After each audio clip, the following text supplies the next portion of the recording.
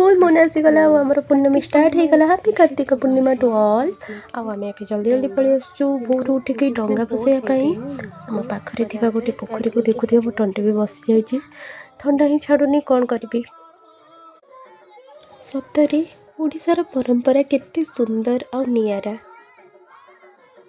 आम माँ माने पूर्णमी पूर्व दिन कदली पाटुआ आनी बोईत बनईकी रखि था। आकामा बई पान गुआ थोई पान गुआ तोर मासक धर्म मोर यही गीतटी को बोली बोईत बंदे था। ग्राम थिबा समस्त मंदिर को जाई दर्शन नियंती। शिव मंदिर जगन्नाथ मंदिर आउ ग्राम देवती मंदिर को जाई दर्शन करते। दीप जलाई घर शुभ मनासी था। कई देख ये माउसी जनक जगन्नाथ प्रति एते एते निजक समर्पित करदे जे से जेबे भी जगन्नाथ आलती हुए एमती ताली मारी भजन करती। जगह को दर्शन करने को किए भी निजक रखिपारे। तापर आमे आमर ग्राम देवती बाउदी मंदिर को आसी जाइलु।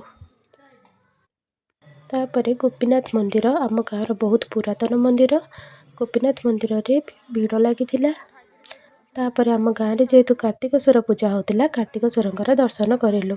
आज होता शेष दिन कार्तिक पूर्णिमा पंचुकठू ये यात्रा स्टार्ट हुए।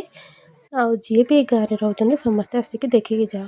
तापर आम जाइलु आम ग्रामर गोटे मंगला मंदिर जहाँ कि महामाई मंदिर बोली कह जाए।